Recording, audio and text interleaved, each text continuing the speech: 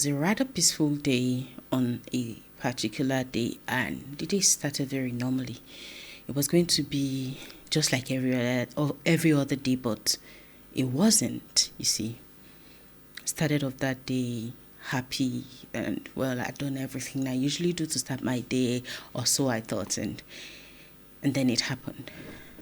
I had lunch or seen a movie, and I started feeling weak and in pains. It had become something I was getting used to, but that day I was not going to have it anymore. I started to complain to my husband. I said to him, I'm feeling sick again and it hurts badly. We thought it was probably malaria. The symptoms were tending towards that. But I just treated malaria again and I'm tired of the way I feel. And he goes, why don't you take a nap or something? Probably you'll feel better by the time you're up. Okay. But then I hear my little girl crying and oh my God, full mommy hawk mode. I rushed downstairs to see what's going on. Her hair was getting retouched and she was very, very uncomfortable. And so I said, you know what, let's just forget about it. And then I'll wash the hair by myself and that would be it. Or so I thought, right? And then we'll go to the bathroom. I was washing her hair and it started to get really dark and hazy and I was losing consciousness. I remember hearing myself scream and say, you body of mine, can't you just power through this? Because how would I lose consciousness when I was doing this for my little girl? She was on top of her voice, Mommy, make this stop, make it go away. I had never seen her like that and it troubled me. I powered through, or I don't know how I did it. And then I staggered to my husband's room and I knocked on his door. And that's when it happened.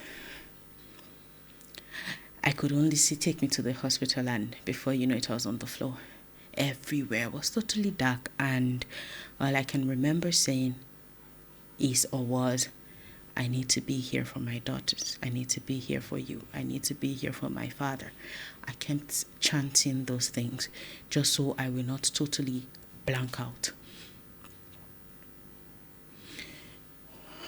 And then I made a promise to myself that if I made it through whatever it is that was going on with me, I'll make better choices. I would live life more. I would be more present.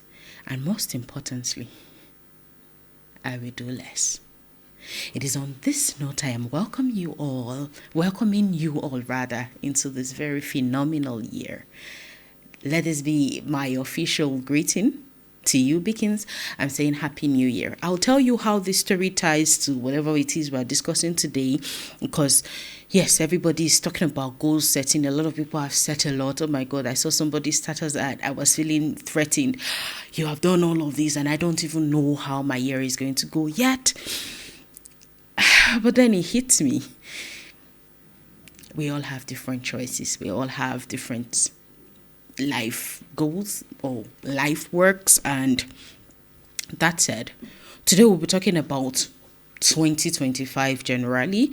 Let's not tie it to goal setting or how it should go, but I want to promise you, in a nutshell, 2025 was that year for us Beacons, where we would not follow the bandwagon of trying to do and execute. Somebody told me this year I'm going to walk like a man. I'm like, why is that so?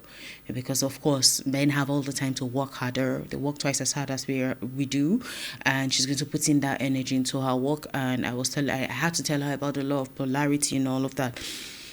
I'm not going to, while this is here just to guide my talking points, it's not going to be a scripted thing. I started with me being vulnerable with you guys. That took a lot of courage, and believe me, I'm still having a vulnerability hangover right now, because I'm like, oh my God, that's something I've not shared with a lot of people that are even close with me. That took me off work for over 2 months. That gave me a lot of downtime to think about a lot of things, and that's what from that mindset we're discussing 2025. The first thing I have here is goals versus systems. While it is okay to set audacious goals, while it is okay to say I want to do X, Y, and Z in 2025, I want you to understand that systems will serve you better. You want to lose weight, yeah, but you have not drawn up a menu. You don't have somebody that will hold you accountable. You do not have a system that would ensure that you would continuously have a fresh supply of products. You do not also have snacks that are healthy enough for you. You do not have downtimes, like, or plans to have downtimes where you can maybe take something that is really, really enjoyable to you. And then who says that your weight loss goals must be so stringent that it will not become a chore? For me, productivity in 2025 would be enjoying what I'm doing. If I'm going to lose weight and I'm not going to have a croissant, for instance, then it's not worth it, because at the end of the day you're going to live a very, very, very scripted life and not have the joy that goes with it. Yes, you'll be fit, but maybe sad or unhappy, unless of course these things genuinely make you 100% happy. But I don't think I am very happy when I'm eating broccoli or that thing that they call cucumber. How many people do you really find smiling when they're eating those things? At the end of the day, but when you pair with something that gives you real joy, you see that it's no longer something you're doing because you need to, because it becomes something you find joy in doing. So goals versus systems. Do not just set goals. How would you Goals are the what, your systems will be the how you'd achieve them. And while you're setting goals, while you're building systems rather, make sure that these systems do not hover around you. You must strive towards autopilot. You must strive towards delegating a lot. You must strive towards we'll get there, really. Essentialism. You don't have to read 200 books this year. No, not at all. You don't have to take 1 million certification courses this year. You don't have to achieve a lot with your kids this year. If, for me, my goals for my kids, with my kids this year, they're just 3: to bond with them, to create memories with them, and to teach them. If that's what I end up doing every single day for the rest of the year, at the end of the year, I'll give myself a pat on my back and I'll say, well done. I have set goals. I have systems in place to make sure I do that. I have created the curriculum for their teaching. I have written down the things I'll be doing with them to bond with them. I have gone ahead to also draw up a plan for memory creation. I have 2 people who will be holding me accountable to make sure that I do not drop the ball. And I have a system around me to make sure that I am constantly taken care of, so that I will not be parenting from a burnt out place or be giving them the leftover of my time, my energy, or most importantly, my attention. So at the end of the day, I would say it's almost foolproof.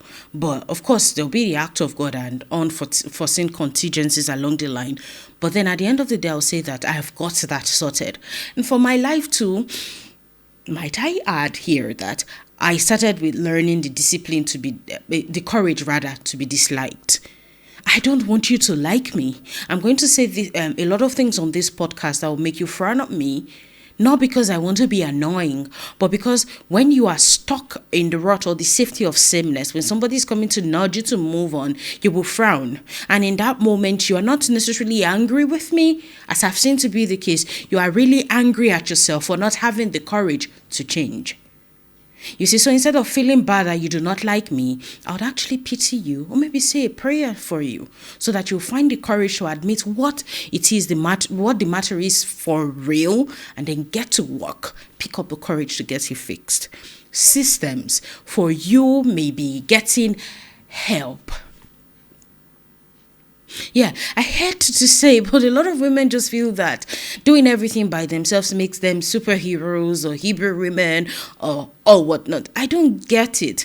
At the end of before it's even midday, they are so tired and irritable and cranky that the little one would just spill water on the floor. Something that you can just say, oh my God, you spilled water. I hope you didn't slip, hope you didn't fall down. Can you get a towel and wipe it off? You start yelling and you start slapping the child. No, it's not really about them. That's why I don't tell you how to stop your toddler from throwing tantrums, how to deal with. No, if you can manage your energy and time, there's nothing your child does that will make you explode or react unnecessarily. So it's really about you getting help.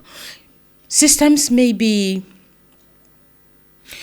determining what you will not spend your time or energy doing this year. Because there are a lot of things you do. There are a lot of societies or associations or groups you are in church that you necessarily do not need to belong to. I know I'm being hypocritical right now, You are in the CWO, you are in the CMO, you are everywhere. You are a lector, you are in the charismatic. Every day of the week you are in church. But you are never found around your house. And then when you come back, oh my God, I'm so tired, and this and this, and then you're cranky and all, your emotions are all over the place. Seriously, your system may be okay managing your energy and attention this year. And by all means, I have it on the list too, limiting the access to your time and to your space, really. When it comes to building systems, you cannot even emphasize it enough. You would always fall down to the levels of your systems. That should be your priority this year. It's not just enough to say, I want to get this done. How do you intend to do it? Can you do it alone? Do you need to delegate? Do you even need to do it at all? Can you even draw up a piece? I want to read 200 pages. Do I need to read 2 chapters a day to achieve that? I could do 5 or 10. And at the end of the month, I would have done a lot for myself. Systems may just be deciding that this year, you would not spend time doing dishes when you can get somebody to do them. Or you would rather do A or B or C. But just make sure that while you are drawing up systems, you are making room for yourself to just be. The next one is advice versus instructions. A lot of people always have better opinions or better ideas for the way we should do things. One person may come to say now that I'm yelling at the podcast, oh my God, you're always shouting. When you're talking to people, why are you always on top of your voice? The next person will come and say, you should talk more loudly. The other person might come and say, why don't you stand in your videos? Everybody would always have something to say because we are all unique, right? If we all could see art in the same way, the saying that beauty is in the eye of the beholder would not even suffice. Because we would always have different approaches, different methods of doing things, drawn or birthed from different experiences or our unique wiring. Guess what? The way I do things may not even please you. And I'm good with it, believe me. I'm good with it because a truck was built to be a truck, right? There's no way a truck can function very well as an SUV because it was not designed to be that way. Do you understand? So when people are giving you advice this year, ask yourself, do they have skin in the game? What's in it for them? In what spirit, like John Obidi was saying, what spirit and anointing, or that which anointing are they telling you to do these things? Because advice is, you have told me, oh, I came to you to tell you I have ABC and D. You have suggested to me what I should consider doing. Instruction now is, do it like this. While I am open to suggestions from you, it is I hold the prerogative to either act on them or not. It means that I'm tapping into your mental models and learning from you to inform or guide or influence my decision, not necessarily to take and adopt what you have said as an instruction. Because while I may have told you a part of what is going on, I hold all the cards and I have all the intricate or intimate details with regards to what is going on. So when I do not take your instruction, I'm sorry. You shouldn't take it personally. It is because I have weighed all the advice I have on ground and made a decision. You should be proud of me. You should be happy with me. So this year, instead of waiting for people to come and tell you how you ought to be you or how you ought to do you better, take it under advisement. Yes, Laurie, I hear you. I should have my children do A, B, C, or D. However, we have limited time during the mornings or evenings to do A, B, C, or D. But then I take it under advisement and I'll look at the next opening on our calendar and see if that can fit in. Even if it's me putting you under an undue pressure this year, you can unfollow me, you can mute me, you can just maybe not watch my episodes anymore. Because while we are in the constant, should I say, loop of trying to do and do, we may actually not be achieving a lot at the end of the day. The next one is pressure versus ease. You see, a lot of people are under undue pressure to belong, pressure to be validated, pressure to to be seen as it. You are the it girl, you are the happening person. You want to go for an event, you necessarily cannot afford for a content creator to go with you, but because you want to seem like you're happening, you want to fake it till you make it, you go and get somebody that you cannot pay. You go and hire or rent a vehicle, a car that you cannot afford. You're constantly dressing out of your league just so that you can be seen in a certain light, in a certain way. See, seriously, I don't think a lot of people care. They don't even notice you in the first place. So while you are putting yourself under undue pressure this year, okay, I've set 200 goals because I want people to see me as very productive. You're running, you're constantly working just because you want to be seen as, this person is very, very hardworking. No, seriously. Stop comparing yourself in the first place. Stop feeling like you need to do a lot just so that people would maybe accept you. You really do not need. You see, sometimes after you have gotten in the company of these people you are doing so much to impress, you may just be shocked. You are better than them at the end of the day. Trust me, take my word for it. You may be amazed you are getting by better in life than most of them. Because, okay, I remember one story I saw on NHN Kotoro. On Instagram, I saw on her page about a woman who was constantly posting very lovely dresses and outfits of her traveling the world in designer brands, very expensive stuff, and everybody just thought she was it. And then one day, somebody was organizing a conference and needed a keynote speaker and reached out to her to tell her, I've been seeing how beautifully dressed you are on social media. Can you be a keynote speaker? And then the woman goes, right now as I speak, I'm lying on someone's couch. I don't have money. I don't have rent. I don't have anything. I've not been out of my house in months. And then her jaw drops like, you mean you are lying on your couch right now, yet you posted this morning of you in the streets of Paris or so.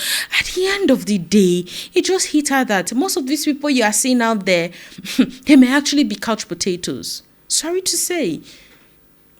So ease for you may just be, I have one dress, I'm going to iron it and wear it and feel beautiful while at it.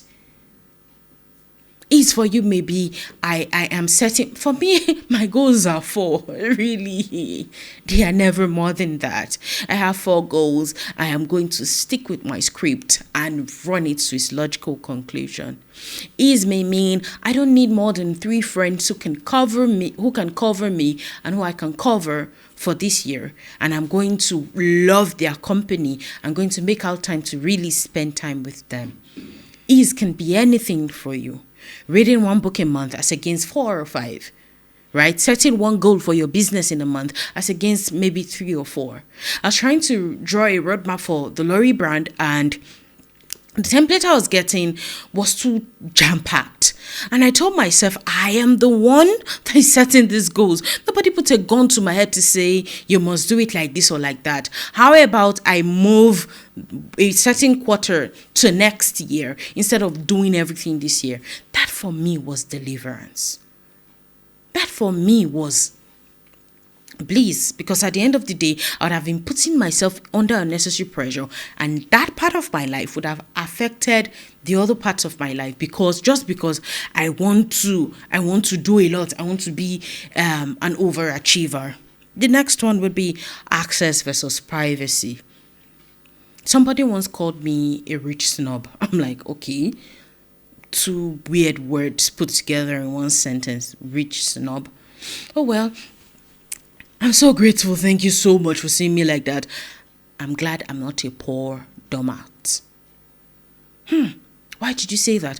Because me being rich means that you associate wealth with me, right? Which is a beautiful thing. Me being a snob means you will not want to talk to me, which is another very beautiful thing. But Lori, why would you say that? Don't you want to be sociable? Don't you want to have friends?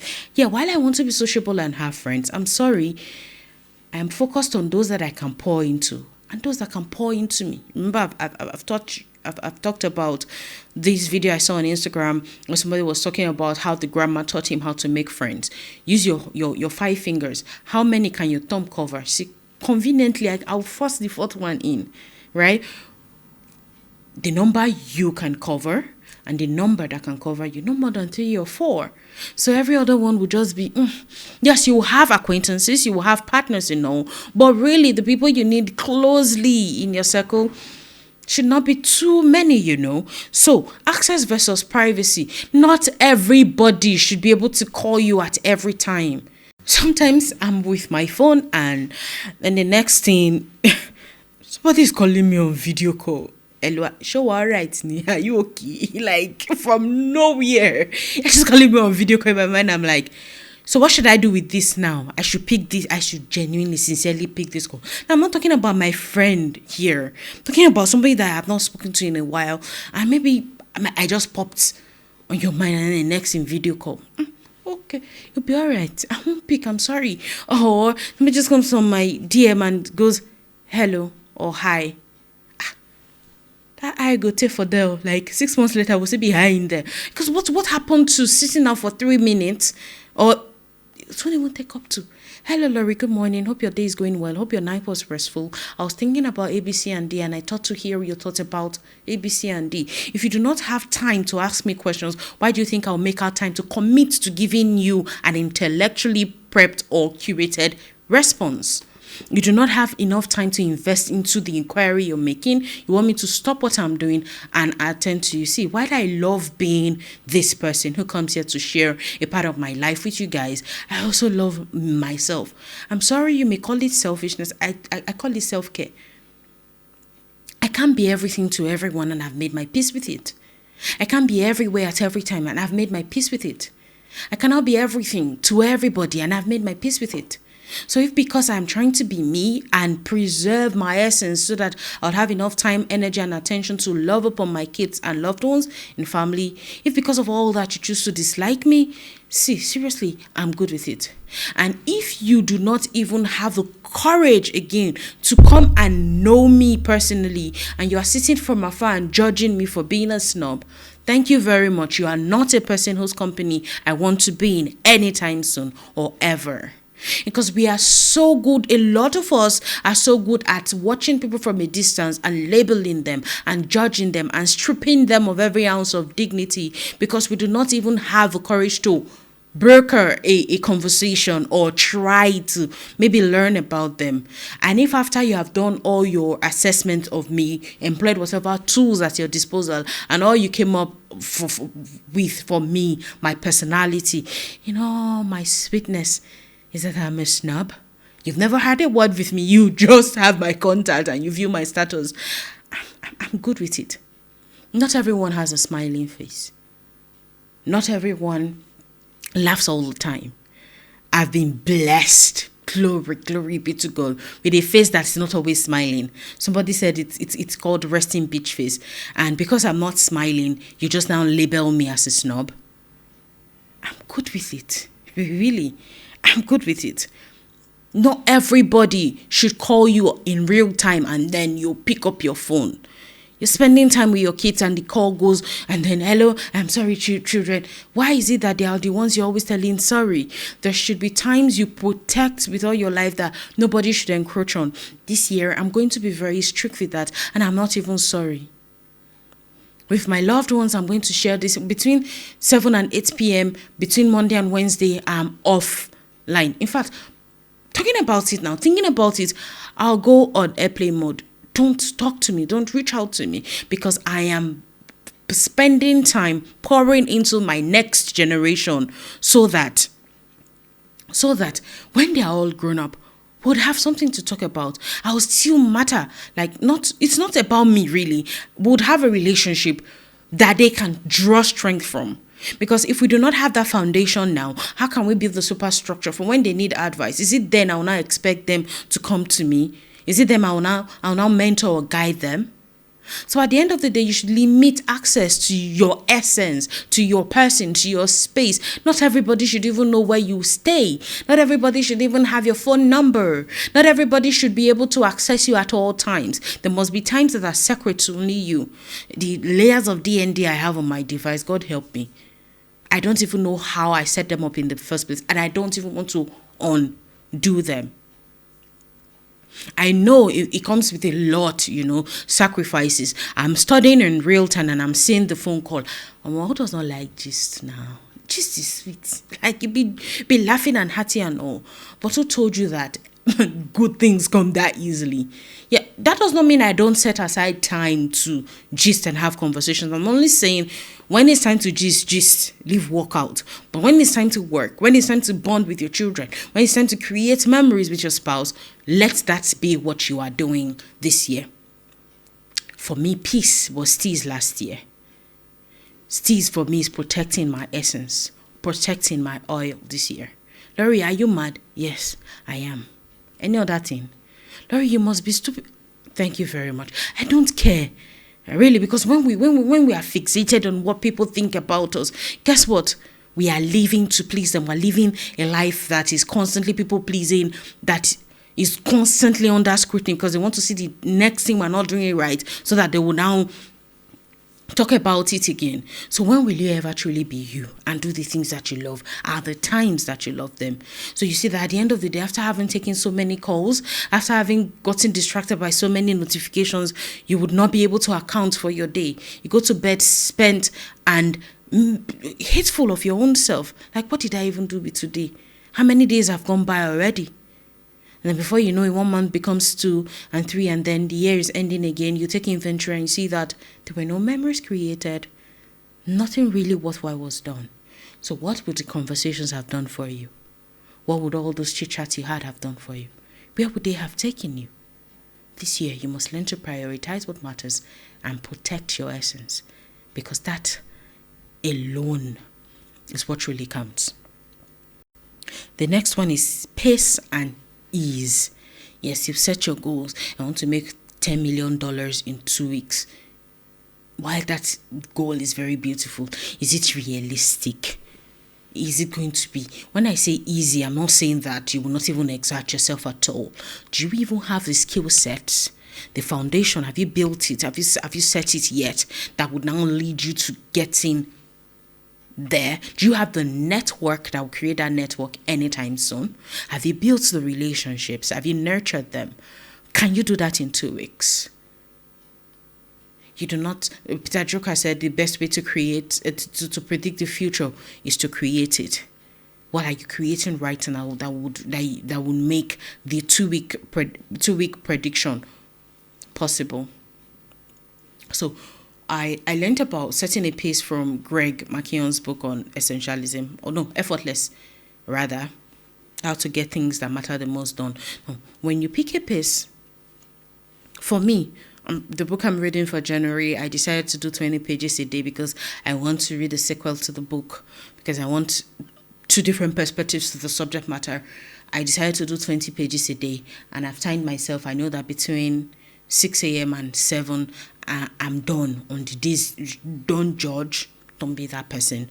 On the days that I know that I'll be very busy later in the day, like today, I had to do that in the morning. But for days that I have maybe time in between or a lot of time, I maybe read it before I go to bed. But on days that, okay, because I made it 20 pages, I will not exceed the limit that I've put, so that even if I don't read my 20 pages in 3 days, I still am within the confines of the duration I have set for myself, the deadline, the artificial deadline I set for myself. I pick 20 pages. So even if I have 6 hours of free time, I don't go and start reading, okay, let me read tomorrow's work today. We were giving strength for today. We're giving grace for today and hope for tomorrow. Do not bother about tomorrow's problems with the grace and strength you've been given for today, because tomorrow will come with its issues too. So because I've picked that pace for myself every single day that I ought to, that I can, I get to it now. That you've picked a pace does not mean that life will not get in the way. There were 2 days in close successions that I could not do my 20 pages. But like I said, because instead of doing 10, I did 20. I had already doubled down on the time, so it did not really matter so much. I will still finish in record time and begin the other one. Now, at the end of the month, should I not finish the second one? I already have outdone myself because I had finished with the one I started with in the first place. I could just now go and read a summary and watch some videos on that and get the main idea. Do you understand? It's not just about reading. The chores you want to do, the work you want to do, everything in your life can be designed to have a pace to it. What that does is it makes your work easy for you. It means that you will not be blazing one trail so fast and far that you're leaving the others behind. It means that you'll not be on 100% in maybe your work, and in family life you're on 50 or 40. So pick your pace. Work can be easy if you let it, if you have the courage to tell yourself the truth. Nobody said you must read 50 books a day. In a month, even in a year, I don't do 50 books a year. No matter how interesting you are, I'm sorry, because I have other things that demand my time and need my attention. So why? What's even foiling the desire to do that? What need are you feeding by wanting to do that? By wanting to read 50 books a year? I don't have the same schedule as you. I don't have the same, maybe, academic goal as you. I'm not coming from where you're coming from. I'm not headed the direction you're going. So why do I want to really, this person has set this goal, let me also go and do my own. My younger sister said she's going to travel for 5 countries this year. I need to also, really? Who did this to us? Why are we so competitive? Life is not supposed to be that deep, no, she? So pick a pace, whatever that pace is for you, that works for you, whatever it is, and stick to it. I believe that work can be easy, and I think you should consider it too. The next one, when I learned about essentialism, oh my God, I was on the moon. Like, I was excited about it because it was not just about doing things again, but by filtering it through the lens or filter of essentialism. It is really a priority right now. Why should I spend time doing something that is not essential to me or my life or my marriage or my children or my life's work? Why should I be doing all of that? And then I realized that, what if 200 things are essential? How will you get all of them done in record time? Then I found effortless. Oh my God. So it's not just enough to do things that are essential. You must bring them to a place of effortlessness. Effortlessness may mean that instead of every morning, Mommy, what are we going to have for breakfast? You already have a menu for Monday and then through to Sunday. Nobody has to come and wake you up in the morning to ask you that question.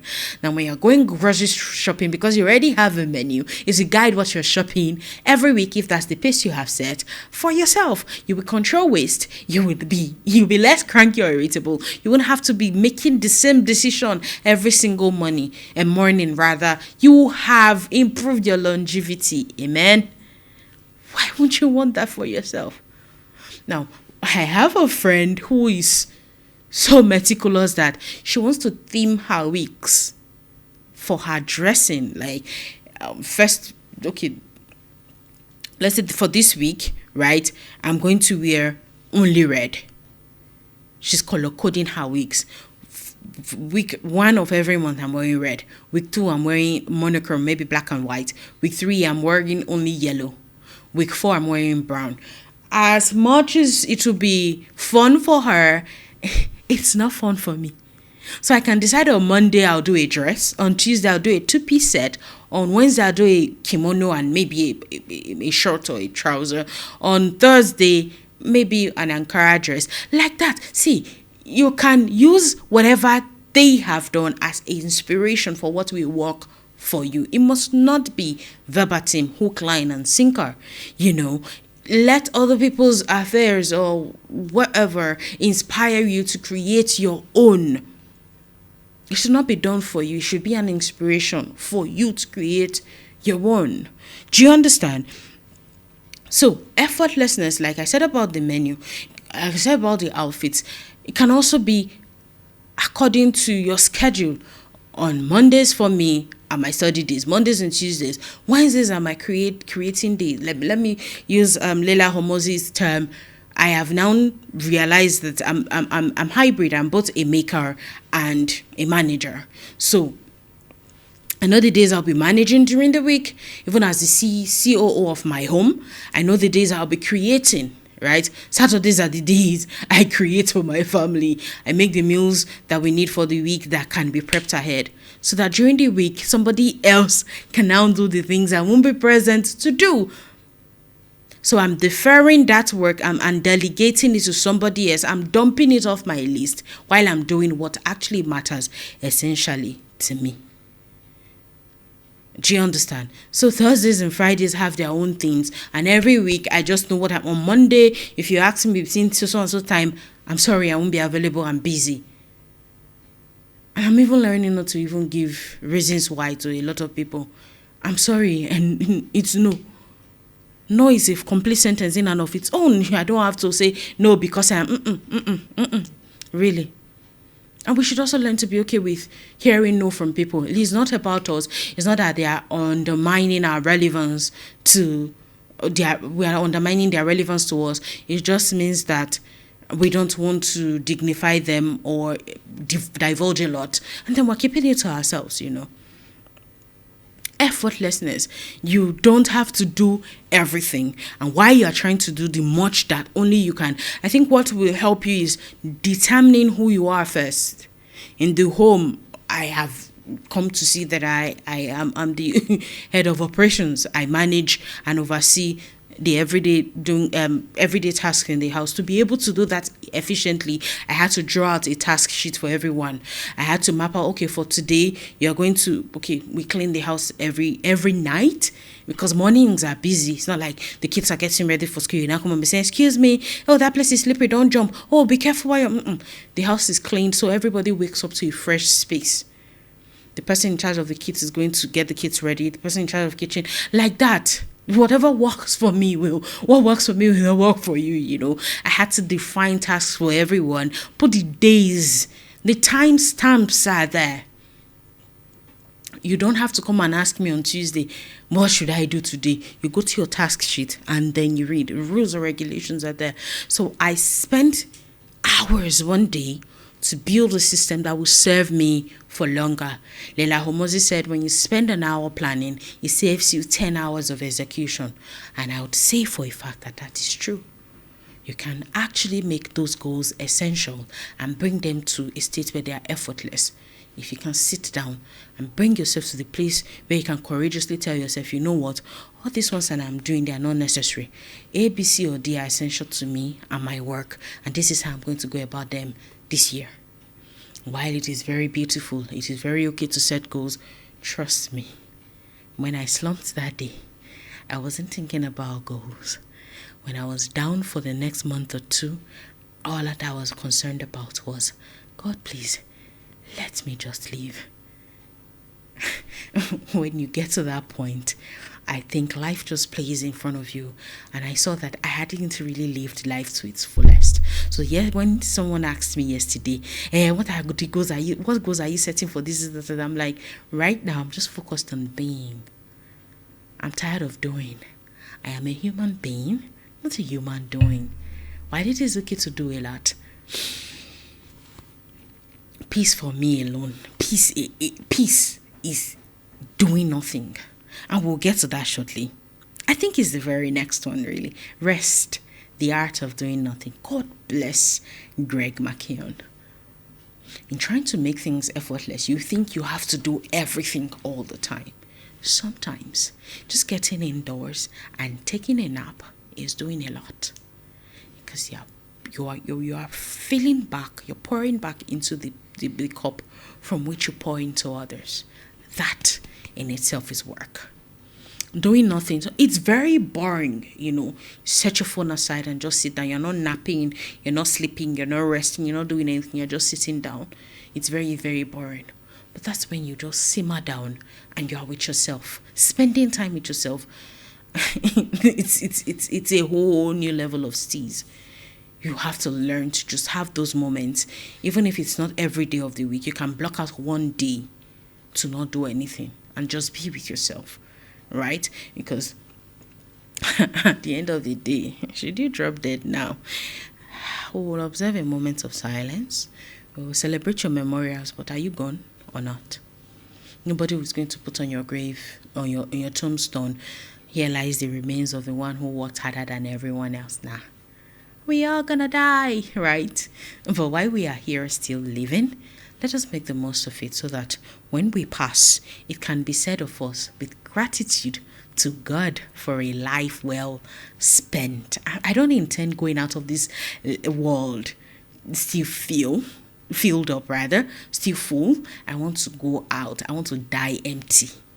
But in order to be empty, I must always recharge once in a while so that I will not be even giving you burnt food. I will not be feeding you crap.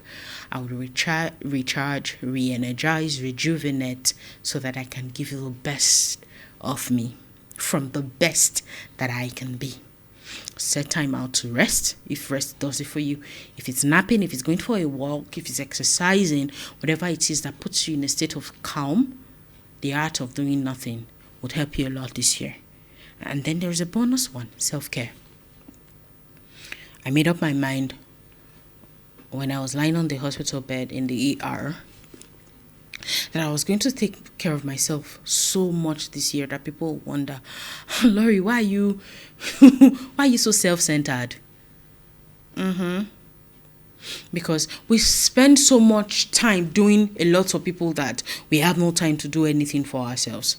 Because we will understand, if I tell this person that I'm not going to the market with him now, he'll be angry with me. But when you tell yourself you cannot keep the commitment you made to yourself, aren't you angry too? You told yourself you're going to sleep between 9 and 10, a call came in and you took it. Are you proud of yourself? Will you give yourself a pat on the back and say, well done, you disappointed yourself? Sometimes you should also be angry at yourself for not doing the things you said you would do, to and for yourself. What goals have you set to take care of yourself this year? All I can see is I want to make this, I want to have daily income, I want to have monthly this and weekly that. What is your what is your plan for daily rest? Daily self-care? Do you have plans at all? Or will you just keep going and doing and rushing, blocking every time on your schedule just to keep doing? When will you pause and just be? So much so that you are so busy on your phone and your kids want to talk to you. Okay, you're answering but you're not paying attention. You are hearing but you're not listening. At the end of the day, while this year can be a very beautiful one where you achieve audacious goals, really ask yourself, on that day, when everyone will gather to celebrate the life you have lived, will it be indeed with gratitude for a life well spent? Will you have spent it on others and forgotten about yourself? I always say it, quote me anywhere, it's not my destiny to come and live and die at 30, something like Jesus did. Jesus Christ his purpose was to come and die. It's not my destiny, not vex. That's not God's plan for me. As much as I'm learning about purpose, I am learning about ways to do it productively while I enjoy it. And that's what Ali Abdaal talks about in his book, Feel Good Productivity. You must feel good about what you're doing. If at any point this podcast becomes a chore to me, I'll redefine I'll go back to my why and redefine why I'm doing it in the first place. If what I'm doing in real time does not align with why I started, I'm sorry, I'm going to pull the plugs. If it now has to make me living a life where I don't have time for me and what matters, let me not say what matters most, this also matters, but for the other things here that matter to me, then I would have to pause this. Because even though I have things that are essential, amongst them there's a hierarchy. There are priorities, of course, they may all be glass balls, but there are some that are more delicate than the others. I can always host a podcast show, but my kids will not always be 10, 8, or 2 or 4. Do you get that? I can always work. I can always get money, but my marriage will not always be 5 or 6 years old. So while it is okay to even pick essential things, prioritize the things that matter the most. While I want to pour into the cups of other parents, I also want to make sure that as a parent, I am not dropping the ball. Am I saying all of this so that you strive for perfection this year? Not at all. I am saying that because your children do not need another perfect parent. They just need one who is intentional. You must be deliberate. You must be intentional. And while it is a beautiful thing to set goals, please don't forget to take care of yourself while at it beacons. It's been a wonderful time doing this. God, believe me, I missed this. I hope you learned something today. I hope you're going to do a lot differently. I hope you're going to consider building systems to make sure that your goals are set, your set goals are achieved with as much ease and as possible. I hope you're going to take every advice you get under advisement and not treat them all as instructions. I hope you're going to pick ease over pressure. I hope you're going to lead a more private life. We don't have to know everything that is going on in your life. That's another part of privacy. You don't have to show us what you have for breakfast. It doesn't matter. You don't have to tell us how much you've spent on grocery. We don't even need to know all of that. I hope you pick a pace and do everything you plan to do this year with much more ease. I hope you would really buy into the philosophy of essentialism and effortlessness.